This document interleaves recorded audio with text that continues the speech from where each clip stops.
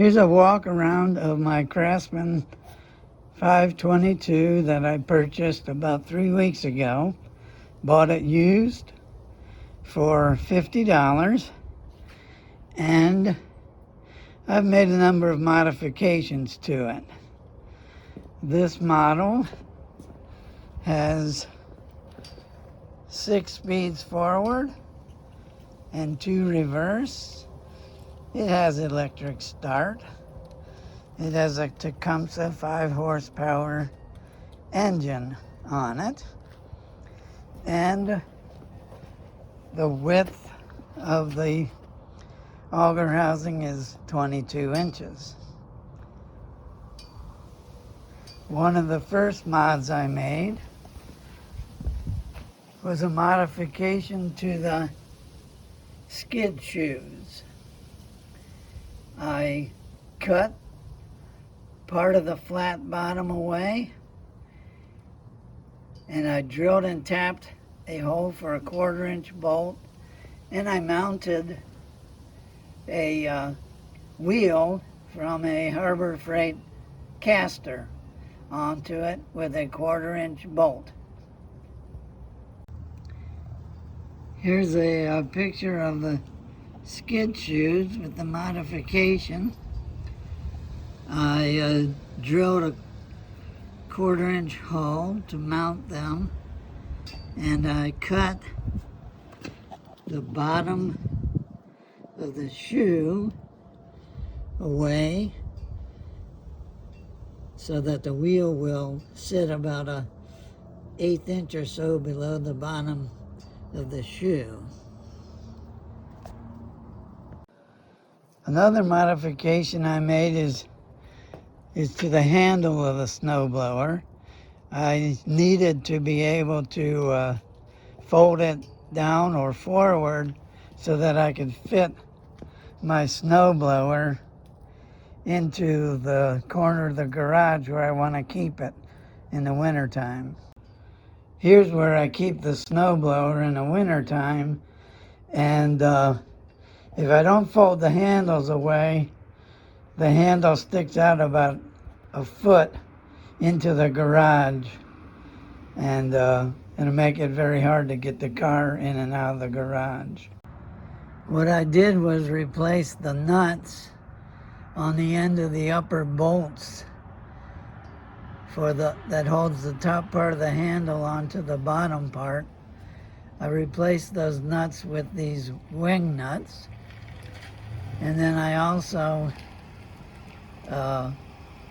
loosened the bottom screws, and I put a spring on it for tension so that I can just remove the top bolt and fold the top part of the handle down. Another modification was to add rubber pads to the impeller to take up the gap between the impeller and the housing itself. So I've got 4 rubber pads on this impeller. Here's another modification I made to the snowblower. The pull rope was broken when I got it, so I had to replace the pull rope.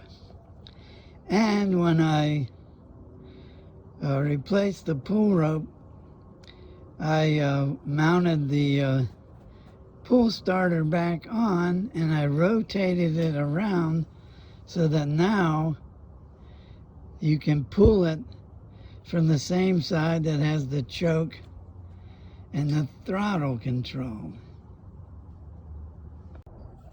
So here's the pull rope handle, and you see it's on the same side as the choke and the throttle control, and it makes it a little more convenient. Instead of having to go back and forth to both sides of the snowblower to pull start it, you can just do it from one side. Now here's a small modification I made to the snowblower. the handles that actuate the auger and the wheels, the drive system. When I first got it, these handles were very loose, and when you pulled them both down, they were hitting each other. So now I added some washers to take up the slack in this pin. This pin was too long, and it just allowed the handle to flop back and forth too much. That was an easy fix, just some washers.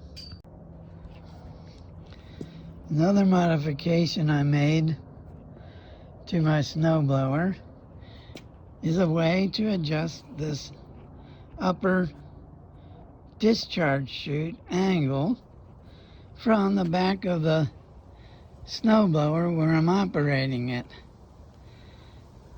The way I did that was I added some springs here on both sides of the chute, which will pull the chute down, the angle of the chute down. I mounted a support for a control cable to the back of the chute. The bottom is mounted on one of the existing chute bolts. Then I drilled and put another bolt in the back of the chute, and it has a couple nuts for spacers so that it's at a fairly straight up and down angle. The control cable goes through the top of that support and over to a angle bracket that I modified and bolted to the front of the chute. When this cable is pulled tight, the chute angle, or the chute, is pulled up and the angle is straight. When the cable is slackened off, the springs pull the chute back down. The cable goes to this mechanism I made for an adjuster. And believe it or not, what this is a adjustable footrest out of a kayak. I was not using these footrests in my kayak, and I had them laying around, and I just came up with the idea I could use these because they have notches in it that allow you to adjust and lock into position the footrest, which I now use as a way to pull the end of the control cable. So when I pull the control cable by releasing this lever and pulling up on the footrest, it adjusts the angle of the chute. And then to lower the chute back down, or to adjust it a little bit lower, I just have to release this and let it go forward to a different notch. So you can see there's about 4 or 5 adjustable positions here that I can use to adjust the actual angle. And here's another minor modification. The snowblower did not have a cleanout tool mounted on it, so I bought this cleanout tool at Home Depot. It was like $5.99, and they shipped it free to the store, so that was a pretty good deal. and it came with the mount, so I mounted it to the front of the auger housing. And the final modifications I've done to this snowblower is adding some LED lights to it. And here are the LED lights lit up. Kind of hard to see, but I had these lights in my garage. I was going to use them to make some backup lights for my little SUV, but I decided not to put them on it. I mounted them onto the snowblower using these clamps that are actually from a rooftop bicycle rack.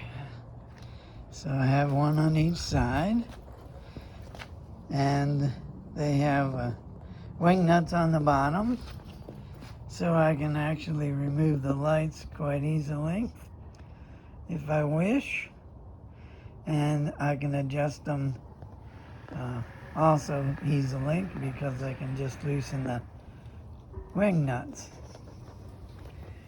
And I had a battery out of a telephone power supply for a backup, or actually it was a backup power supply for a internet service that I didn't use. So I took the battery out of that and I mounted it onto this crossbar here.